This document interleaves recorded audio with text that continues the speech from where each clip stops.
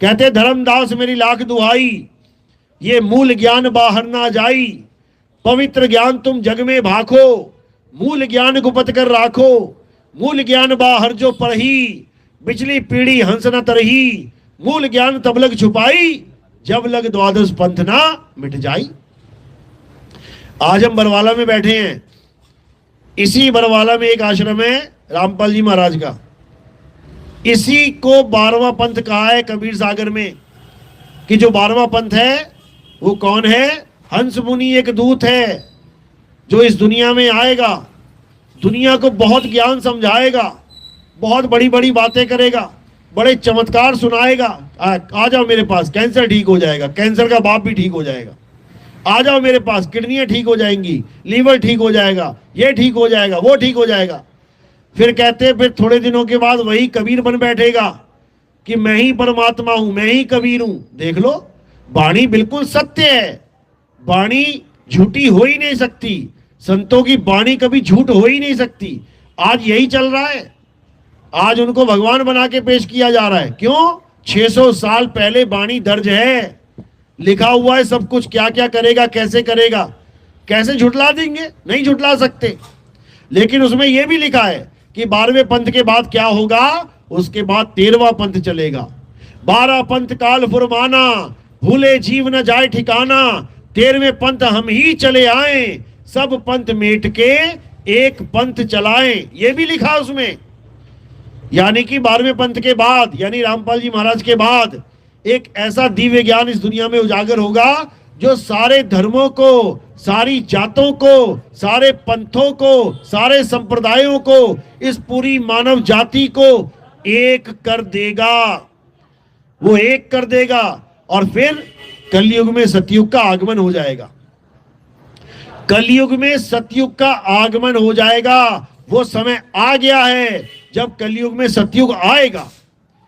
इसके बारे में बाइबल में भी बोला गया, कुरान में भी बोला गया, वेदों में भी बोला गया, पुराण में भी बोला गया। इसके बारे में कबीर सागर में भी बोला गया, गुरु ग्रंथ साहब में भी बोला गया। आन 78 जान 97 होर भी उठसी मर्द का चेला। बोला गया कि होर भी उठसी, यानी एक और उठेगा। कौन? मर्द का चेला। वो बताएगा सबको कि सत्य क्या होता है। ये सारी वाणियां पहले से दर्ज हैं, लेकिन समय अब आना था तो आ गया। अब का समय क्यों चुना गया? क्योंकि आज आप एक जगह बैठे बैठे पूरे संसार में कोई भी बात फैला सकते हो। बाबा नानक को पूरे संसार में पैदल चलना पड़ा, जगजीवन महाराज को पूरे संसार में पैदल चलना पड़ा, बड़ी बड़ी यात्राएं, खतरनाक यात्राएं करनी पड़ी, बड़े बड़े लोगों का, डाकुओं का, चोरों का सामना करना पड़ा। इसलिए परमात्मा ने इस कलयुग में ये सतयुग चुना, ताकि इंटरनेट के दौर में, आज देखो इंटरनेट तुम्हारे जेब में घूम रहा है, एक बात बोलो लाखों करोड़ों लोग एक ही बार में सुन सकते हैं। इसलिए परमात्मा ने ये युग चुना और इसीलिए परमात्मा ने इंटरनेट के युग में इस सत्य ज्ञान का प्रचार का जो संदेश दिया कि एक जगह बात चलेगी और पूरे संसार में फैल जाएगी। इसी को साहिब ने बोला, घर घर होगा बोध विचारा। घर घर, यानी एक ऐसा कोई घर नहीं बचेगा जहां ये बोध विचार नहीं चलेगा। आने वाले समय में, जैसे कोरोना आया था ना पहले, हर तरफ एक ही बात चल रही थी, कैसे बचेंगे, कैसे बचेंगे, हाय मर गए, हाय मर गए। किसी को याद नहीं आ रहा था कि मेरी सैलरी क्यों नहीं बढ़ रही है, किसी को याद नहीं आ रहा था मेरी दुकान क्यों नहीं चल रही है, किसी को याद नहीं आ रहा था मेरा प्लॉट किस भाई ने कब्जा कर लिया क्यों नहीं छोड़ रहा है। कुछ याद नहीं आ रहा था। क्या याद आ रहा था? बचेंगे कि नहीं बचेंगे, मरेंगे कि बचेंगे, बस यही बातें चल रही थी। अगर कोरोना हो गया तो कैसे बचेंगे, बस इसी प्रकार अभी आगे भी एक ऐसा समय आने वाला है जब इसके अलावा कुछ बचेगा ही नहीं कि करे तो करे क्या। और उस समय ये सत्संग हर घर में बजेगा, गांव गांव में बजेगा, हर सत्संग घर घर में सुनाई देगा। लोग कान बंद करेंगे तो पड़ोसी और आवाज तेज कर देगा। ऐसा समय आएगा, जो नहीं सुनना चाहता उसको भी सुनना पड़ेगा। ये ऐसा सत्संग, ऐसा समय आ चुका है। ये कलयुग में सतयुग आके रहेगा, इसको कोई रोक नहीं सकता। याद रखना इस बात को, और कलयुग में सतयुग का मतलब ये नहीं है कि तुम्हें ब्रह्मा जी, विष्णु जी, महेश जी दिखाई देने लग जाएंगे, ऐसा नहीं है। कलयुग में सतयुग का मतलब है कि इस अन्याय के युग में, इस घोर कलयुग में, इस असत्य के युग में तुम्हें सत्य का ज्ञान हो जाएगा, और जिसको सत्य का बोध होता जाएगा वो कलयुग में सतयुग में आता जाएगा। वो कलयुग में रहता रहता सतयुग में रहेगा, वो सतयुग में ही जीवन जी रहा होगा। और जो कलयुग को नहीं पार कर पाएगा, सतयुग में नहीं आ पाएगा, वो वापस उन्हीं 4 युगों में वापस चला जाएगा और युगों युगों नाना प्रकार की योनियों में भ्रमण करता हुआ, महा दुख को पाता हुआ बार बार जन्मेगा, बार बार मरेगा, इसमें कोई शक नहीं है। तो अगर इन चीजों से बचना है, बार बार जन्म मरण से बचना है, तो क्या करना है? कबीर साहब समझाते हैं, अरे बचना चाहो काल जाल से तो चीनो शब्द हमारा, और कहे कबीर अमर कर राखूं जो निज होए हमारा। कहते हैं अगर काल जाल से बचना है, यानी बार बार किसी माँ के गर्भ में पैक हो जाते हो जाके, फिर बाहर निकलते हो, फिर अपने आप को बड़ा बड़ा सेठ, बड़े बड़े डॉन मानने लग जाते हो, बड़े बड़े आदमी मानने लग जाते हो, फिर मर जाते हो, फिर किसी माँ के गर्भ में जाके पैक हो जाते हो। ये बार बार होते होते तुम्हारे जन्मों जन्म बीत गए, जन्मों जन्म बीत गए तुम्हारे। अब भी अगर अकल नहीं आई तो याद रखना अगली माँ का गर्भ इंतजार कर रहा है तुम्हारे लिए। यहां से निकलोगे और सीधे माँ के गर्भ में पैक हो जाओगे जाके। तो इसलिए साहिब कह रहे हैं, बचना चाहो काल जाल से चीनो शब्द हमारा, और कहे कबीर अमर कर राखूं। अमर, अमर कैसे होंगे? क्या इस दुनिया में कोई अमर हो सकता है? क्या इस दुनिया में कोई अमर है? ब्रह्मा विष्णु महेश भी अमर नहीं है। पढ़ के देख लेना जीवनी उनकी, श्रीमद् देवी भागवत महापुराण पढ़ लेना, उसमें तुम्हें पता लगेगा कैसे वो पैदा होते हैं, कैसे उनको तिरुभाव में डाल दिया जाता है, यानी समाप्त कर दिया जाता है, फिर पैदा कर दिया जाता है। क्यों पैदा किया जाता है? संसार को चलाने के लिए। इन तीनों को ड्यूटी दी जाती है, 3 ड्यूटियां हैं इनकी। ब्रह्मा जी पैदा करते हैं, विष्णु जी पालन करते हैं, शंकर जी संहार करते हैं। जब दुनिया बनानी होती है इन तीनों को भी बना दिया जाता है, और जब दुनिया का संहार करते हैं तो इनको भी हटा दिया जाता है। समझो, तो इस दुनिया में तो कोई अमर हो नहीं सकता। ब्रह्मा जी से वरदान मांगे गए राक्षसों द्वारा, ब्रह्मा जी मुझे अमर कर दो। वो कहते हम खुद अमर नहीं है, तुझे कहां से कर दें?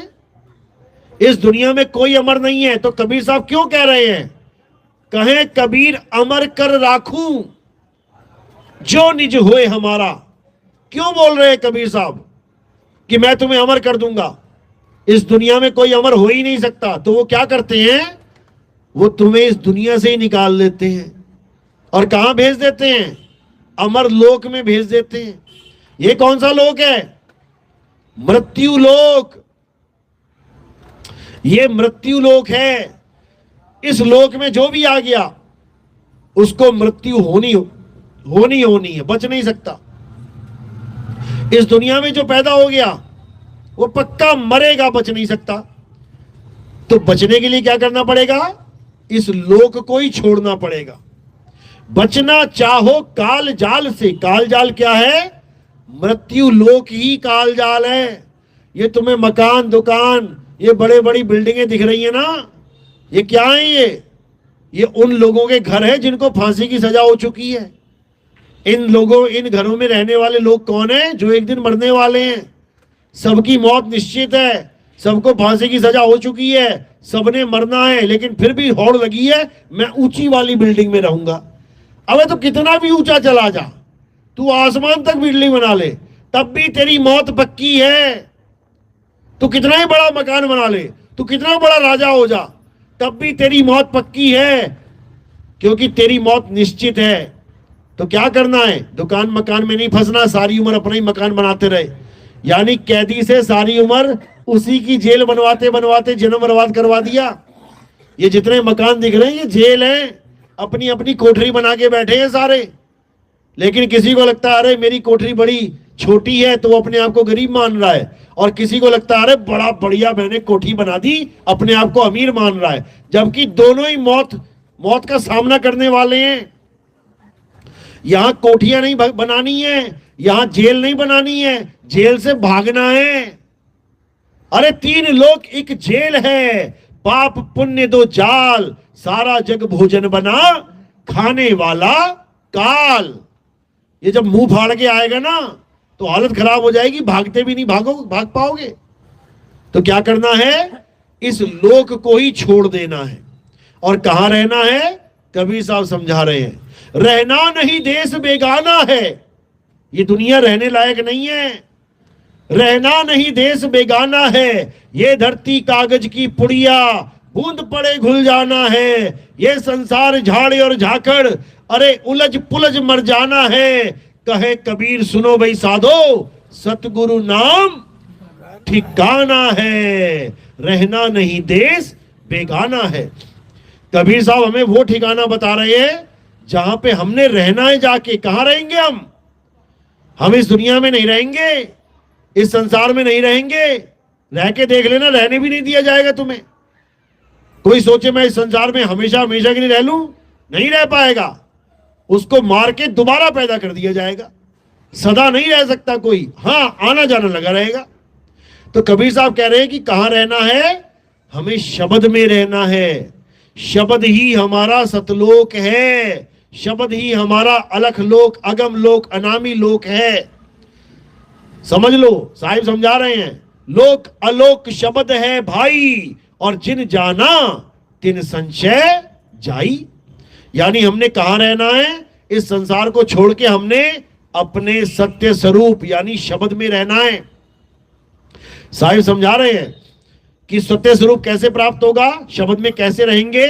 जाप अजपा और अनहद के द्वारा नहीं जा सकते वहां पे। कोई कहे मैं राम राम राम जप के शब्द में समा जाऊंगा, नहीं। कोई कहे मैं सोहंग सोहंग जप के शब्द में समा जाऊंगा, नहीं। कोई कहे मैं 5 धुनों को सुन के शब्द में समा जाऊंगा, नहीं। इसलिए बोला जाप मरे अजपा मरे, अनहद भी मर जाए, और सुरत समाए शब्द में, वाको काल ना खाए। यानी सुरत समाए शब्द में। ये सुरत शब्द में तब तक नहीं समाएगी जब तक तुम्हें शब्द भेदी गुरु नहीं मिल जाएगा। ये मंत्र जपाने वाले गुरु नहीं होते शब्द भेदी, ये मंत्र जपाने वाले गुरु जपी कहलाते, जपी। तपस्या करवाने वाले गुरु तपी कहलाते हैं, और घर बार छुड़वाने वाले गुरु सन्यासी कहलाते हैं। तो साहिब क्या कहते हैं, इन जपी तपी सन्यासियों से दूर रहो, और किसको ढूंढो, आत्म ज्ञानी गुरु को ढूंढो। आत्म ज्ञानी गुरु तुम्हें आत्मा का ज्ञान समझाएगा। एक बार आत्मा का ज्ञान हो जाने के बाद हे अर्जुन, तुम कभी अज्ञान को प्राप्त नहीं होगे। यानी एक बार तुम्हें पता लग जाए कि तुम आत्मा हो, उसके बाद तुम कभी इस भ्रम में नहीं पड़ोगे कि तुम कोई आदमी या औरत हो। बिल्कुल नहीं, तुम कभी अपने आप को आदमी और औरत समझ ही नहीं पाओगे। तुम अपने आप को आत्मा ही जानोगे। और जब तुम आत्मा जान गए यानी तुम आत्मा ही हो गए, अब कब मरोगे, कब मर जाती है आत्मा? 100 साल, 200 साल, 1000 साल, लाख साल, करोड़ साल, अरब साल, खरब साल, तुम्हारा जन्म बीत जाएगा। जीरो लगाते लगाते लगाते लगाते जीरो भी खत्म हो जाएंगे। ये आत्मा तब भी नहीं मरने वाली। इसी आत्मा को जानना हमारे जीवन का एकमात्र लक्ष्य है। जो इस आत्मा को जान लेता है उसका जन्म सफल हो जाता है, और जो आत्मा को नहीं जान पाता वो 84 में निकल जाता है, नाली का कीड़ा बन जाएगा, सुअर बन जाएगा, पूरा जन्म नाली में घूमना पड़ेगा। कोई ना पूछेगा, कोई ना कहेगा ये जी प्रधान था गांव का, ये जी वार्ड नंबर इतने का ये एमसी था, ये जी कोई लीडर था, ये जी कोई मंत्री संतरी था। वो बैठा है गटर में, वो खा रहा है गंद, कोई ना पहचान पाएगा शक्ल उसकी कौन है। ये सुअर बना दिया जाएगा प्रकृति के द्वारा, हालत खराब हो जाएगी। कुत्ता बिल्ली बकरा बना के बैठा दिया जाएगा कहीं कसाई की दुकान पे, खाल छील के रख देगा, काट काट के पीस लटका देगा, कोई ना बचाने आएगा तुम्हें। आज कोई झापड़ मार दे, साथ के साथ FIR हो जाती है, वहां गर्दन भी काट देगा तो कोई सुनवाई नहीं है। ये ऐसा लोक है, ऐसा दुखदाई लोक है, बार बार गर्दनें कटेंगी। इसलिए साहिब समझा रहे हैं कि बार बार गर्दन से कटने से अच्छा है तू एक ही बार गुरु के आगे गर्दन कटवा ले, तब तेरा कल्याण हो जाएगा।